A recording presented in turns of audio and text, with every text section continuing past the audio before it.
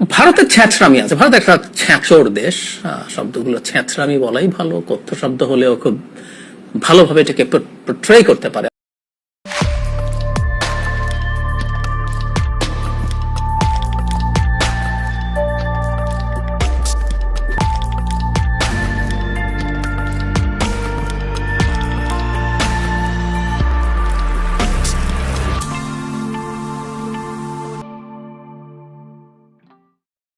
শুনিছেন তো শুরুতে ইন্ডিয়া কষা জায়েদের কাছে একটা ছেঁচড়া দেশ আছিল।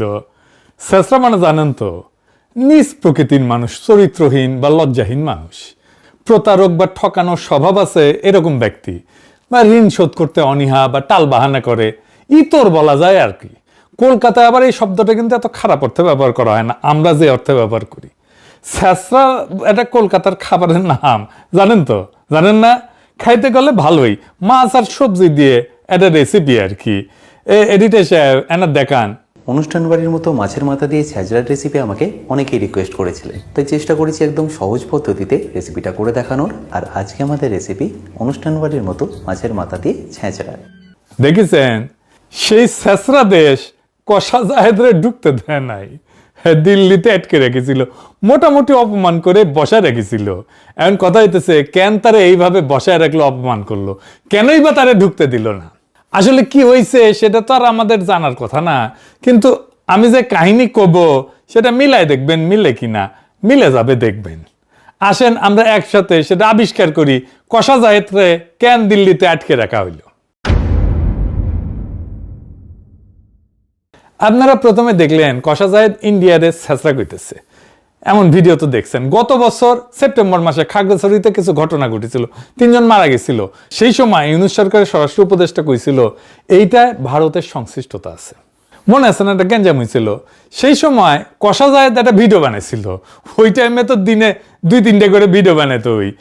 ওই কইছিল সে ভিডিওতে, স্বরাষ্ট্র উপদেষ্টা বলছেন যে এখানে ভারত এবং ফ্যাসিস্টের দোসরেরা জড়িত আছে। আমি মনে করি ওই কষা জাহেদ করছে, আমি মনে করি থাকতেই পারে। বাংলাদেশে যেখানে কোনো একটা কেওয়াস বা বিশৃঙ্খলা তৈরির সম্ভাবনা আছে, সেখানে আওয়ামী লীগ এবং তার টাকা কাজ করবে, সেখানেই ভারত কাজ করবে। এটা নিয়ে আমার ন্যূনতম কোনো দ্বিধার কিছু নাই। কষা জাহেদ নিজে কইছিল। আরো কইছিল, পাহাড়ে বা আমাদের দেশে আগে যখন ইনসার্জেন্সি বিদ্রোহ ছিল, তখন ভারত প্রত্যক্ষভাবে তাদের মদত দিছে। এগুলো আমাদের জানা তথ্য। সুতরাং ভারত এখনকার প্রেক্ষাপটে বাংলাদেশকে চাপে রাখার জন্য এমন কিছু করবে না, এটা আমি মনে করি না। করতেই পারে, কিন্তু সরকারের এই কাজগুলো অনেক আগে থেকে বুঝে প্রিএমটিভ স্টেপস নেওয়ার দরকার ছিল। ঘটনা ঘটার পরেও এমনভাবে পরিস্থিতি নিয়ন্ত্রণে নেওয়া দরকার ছিল যাতে অন্তত জানমালের ক্ষয়ক্ষতি না হয়। আমরা মর্মান্তিকভাবে 3 জন মানুষ মারা যেতে দেখলাম, সেই ঘটনাগুলো যেন না ঘটে। এই কথাই কইছিল, আমার কথা বিশ্বাস করার দরকার নাই, তার নিজের মুখে শোনেন। এইটা সে দেখান। আমরা স্বরাষ্ট্র উপদেষ্টাকে কথা বলতে দেখলাম, তিনি বলছেন যে এটার সাথে ভারত এবং ফ্যাসিস্টের দোসররা জড়িত আছে। আমি মনে করি থাকতেই পারে। বাংলাদেশে যেখানে যেখানে কোনো একটা কেওস তৈরির সম্ভাবনা আছে এবং এই কেওসটাকে আরও বেশি খারাপ করে তোলার সম্ভাবনা আছে, সেখানেই আওয়ামী লীগ এবং তার টাকা কাজ করবে, সেখানেই ভারত কাজ করবে। এটা নিয়ে আমার কোনো ন্যূনতম কোনো দ্বিধার কিছু নেই। আর পাহাড়ে আমাদের আগে যখন ইনসার্জেন্সি ছিল, তখন ভারত প্রত্যক্ষভাবে সেটা মদত দিয়েছে, এগুলো আমাদের জানা তথ্য। সুতরাং ভারত এখনকার প্রেক্ষাপটে বাংলাদেশকে চাপে রাখার জন্য এমন কিছু করবে না, এটা আমি মনে করি না। করতেই পারে। শুনিছেন? আচ্ছা বলেন তো, ইন্ডিয়া কখনো কইছে যে আমরা খাগড়াছড়িতে আগুন জ্বালায় রাখবো, গ্যাঞ্জাম করবো? কইছে? কয় নাই। তাও কষা জাহেদ কইতেছে ইন্ডিয়া এটা করতেই পারে। ইন্ডিয়া কয় নাই, তারপরেও কইতেছে ইন্ডিয়া এটা করতেই পারে। তারপরে সে উপদেষ্টা হইল, পশ্চিমবঙ্গে নির্বাচন হইল, শুভেন্দুর ঘোষিত নির্বাচনী ইস্তেহারে 1 কোটি বাংলাদেশি মুসলমানকে তাড়ানোর পরিকল্পনা দেওয়া হইল। সে নির্বাচনের আগে পারফরমেন্স করে দেখাইলো কেমনে বাংলাদেশিদের ধাওয়া দেবে। ধর ধর বাংলাদেশি ধর। এডিটর সাহেব দেখান আর একবার।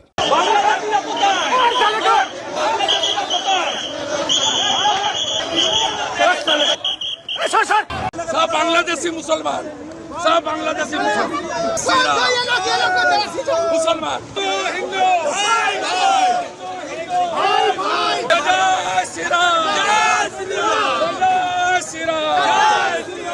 দেখেছেন না? এটা তারা ডিটেনশন সেন্টার বানাইলো, সেখানে সে ডিটেনশন সেন্টার অনেককে আটকে রাখলো, সেখান থেকে নানা পয়েন্ট দিয়ে বাংলাদেশে পুশিনের চেষ্টা করলো, অনেকগুলো পয়েন্ট দিয়ে রাত্রেবেলা করে আমাদের বিজিবি ঠেকাইলো গ্রামবাসীর সহায়তায়।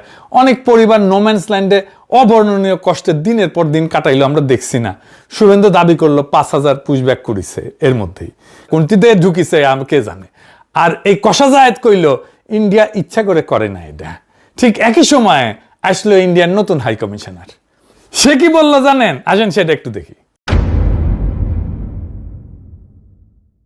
সে কইল আমাদের যা পপুলেশন আছে 140 কোটি মানে ইন্ডিয়ার, তার সঙ্গে 20 কোটি অ্যাড করছি, মানে 160 কোটি। আমি এখানে যা করতে চাই তা সব একসঙ্গে হবে, আলাদাভাবে ভাবছি না। দেখছেন না আমি হেঁটে চলে আসছি, একই আকাশ, একই বাতাস, একই যন্ত্রণা। এই আমাদের যন্ত্রণা কিভাবে এক হয় রে হারামজাদা? আমাদের যন্ত্রণা তো ইন্ডিয়া। আমাদের স্বপ্ন কিভাবে এক হয় রে হারামজাদা? তোদের স্বপ্ন তো অখণ্ড ভারত। তোর আর আমার স্বপ্ন, তোর আর আমার যন্ত্রণা কি এক নাকি রে হারামজাদা?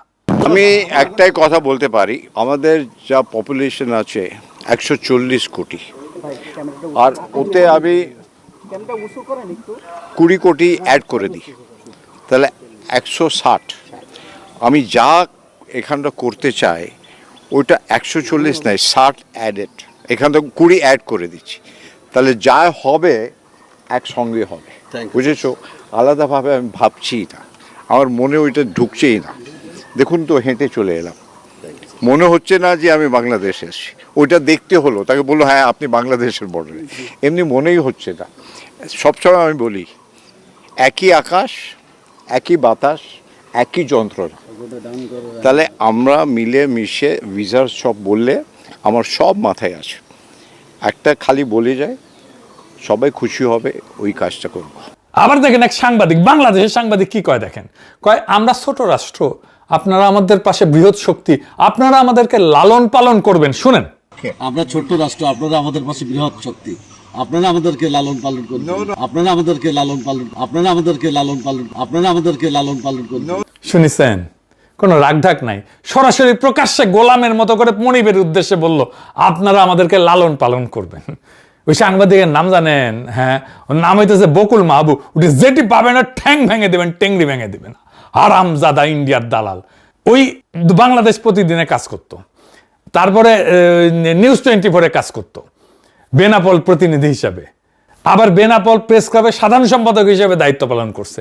কিরকম হারামজাদা, কিরকম ইন্ডিয়ার দালাল দেখেছেন? বসে আছে কেমন করে প্রভুর নিউজ চেপে গেল দেখেছেন? কি বাজে কথা কইলো, বাংলাদেশকে সে খেয়ে নিতে চায়, বাংলাদেশকে একসাথে করে নিতে চায়। পররাষ্ট্র মন্ত্রণালয় কোনো প্রতিবাদ জানাইছে? বলে নাই। আমাদের ইন্ডিয়ার মধ্যে ঢুকায় নেওয়ার কথা কওয়া হইলো, কেউ কিছু কইতেছে না, কারো কোনো স্যাদব্যাদ নাই। কাশ্মীর বানায় দেওয়ার একটা প্ল্যান নিয়ে আগাইতেছে তারা। এর মধ্যে রংপুরে রামমূর্তি নিয়ে কি গ্যাঞ্জাম লাগিয়েছে না? ইন্ডিয়ার গোয়েন্দা সংস্থার কানেকশন তো পাওয়া গেছে এখন, দেখেছেন তো?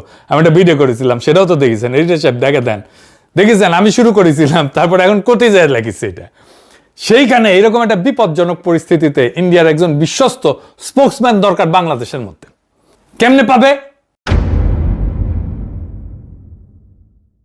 ইন্ডিয়ার মেলা স্পোকসম্যান আছে, পুন্দের আলো, দিল্লি স্টার, এগুলো সেগুলো আছেই তো, কিন্তু পলিটিশিয়ানদের মধ্যে, সরকারের মধ্যে বুড়া কিছু আছে, যেমন ধরেন শিলং সালাউদ্দিন আছে, আমির খসরু আছে, মির্জা ফখরুল আছে, বা মেজর হাফিজ আছে, গয়েশ্বর আছে, এ তো বলবে না, রিস্ক আছে।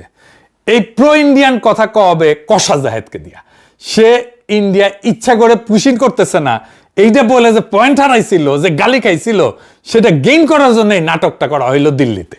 এটা পুরা দল যাইতেছিল, সে ছিল দল নেতা, তার দলের প্রায় 20 জনের মতো সবাই ঢুকে গেল ইন্ডিয়াতে, সবাই ঢুকতে দিল, আর ঢুকতে দিল না তারে। সে রাগ করে দেশে প্রেস্টিজ বাঁচানোর জন্য চলে আসলো, আর চারিদিকে ধন্য ধন্য পড়ে গেল, ধন্য ধন্য বলি সবে। সাবেক চিফ প্রসিকিউটর তাজুল ইসলাম পর্যন্ত কইছে জায়েদকে দিল্লিতে ঢুকতে না দেওয়াটা সার্বভৌমত্বের উপরে আঘাত।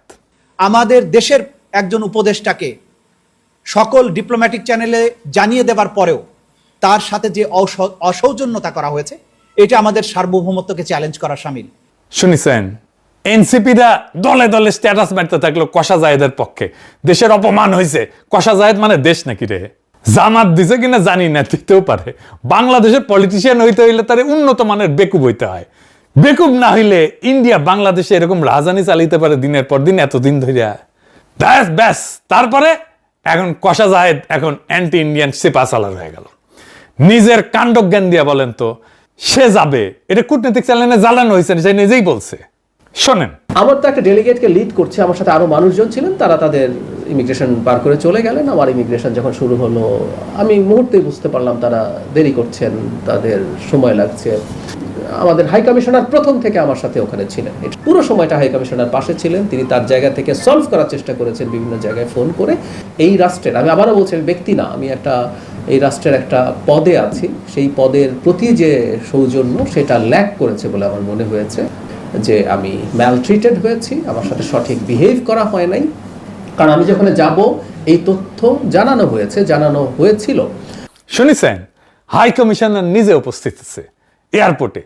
ওর নামে নাকি কালো তালিকা হয়েছিল কিনা কে জানে, কিন্তু ইন্ডিয়ান মিডিয়া নিজেই বলতেছে সেই কালো তালিকা থেকে বাদ দেওয়া হয়েছে তার নাম। তাহলে তারা আটকাবে কেন? কোনো কারণ আছে?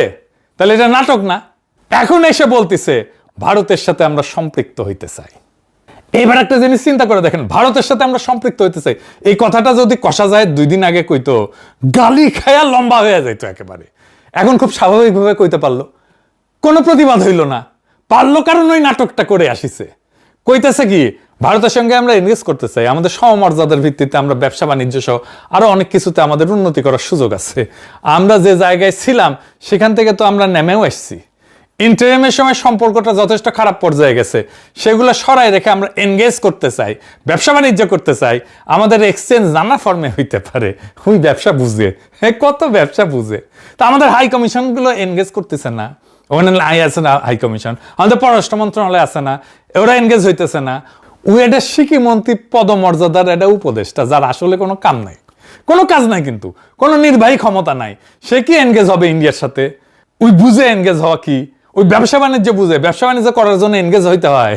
ওই বেকুব জানেও না যে দুইটা সরকার খুব স্ট্র্যাটেজিক ব্যবসায় যুক্ত হয়, যেমন অস্ত্র, সামরিক সহায়তা, নজরদারির যন্ত্র, প্লেন, হেলিকপ্টার, এনার্জি, এই সমস্ত জায়গায়।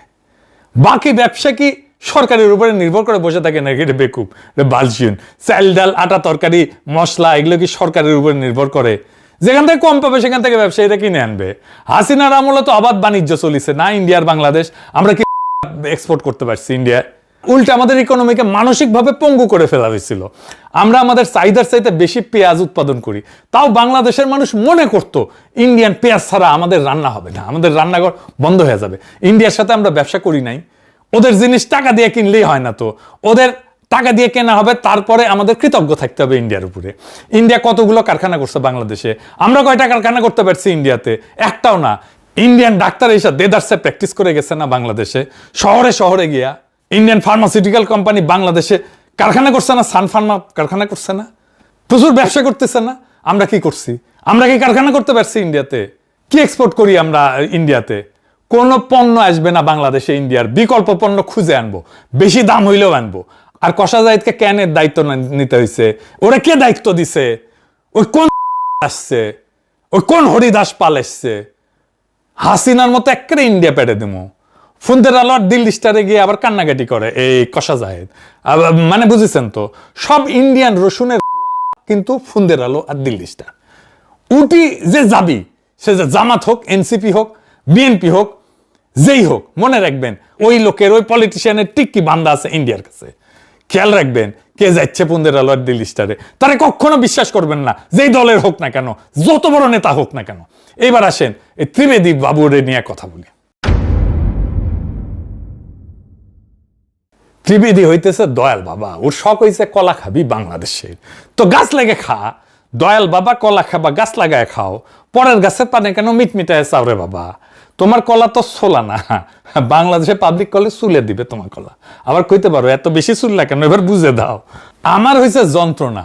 এই যে বইটা দেখেছেন, এই বইটা এই যে ইনশাল্লাহ বাংলাদেশ, বাংলাদেশের বর্ষা বিপ্লব নিয়ে লিখিছে ইন্ডিয়ান এক সাংবাদিক, রয়ের প্রজেক্ট। এইটা আমার নিয়ে একটা চ্যাপ্টার লিখিছে, যে দেখেন আবার ফটো দিছে, দেখেছেন? হ্যাঁ, পুরো একটা চ্যাপ্টার লিখিছে। আমি আবার ডাকটাক দিয়ে দেখিছি এগুলো আমার নিয়ে কি কি লিখিছে এর মধ্যে, দেখেছে? তো এটার মধ্যে লিখিছে যে আমি নাকি কোন এক ভিডিওত কইছি যে মোদিকে আমি মুসলমানি করাইতে চাইছি, কোন এক ভিডিওত কইছি। কেমন খুঁটে খুঁটে দেখে বাংলাদেশের কলা দেখা মিটমিটে চাইলে কলা ছুলে দেবো মাইন্ড ইট। লিখেছো ভালো হয়েছে, যা লেখ, আরো 10টা বই ছাপা আমার নামে, 10টা বই, যা খুশি লেখ এটার মধ্যে, যা করে নিস আমার যা।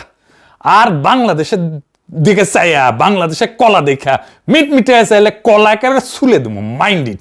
ইনকিলাব জিন্দাবাদ।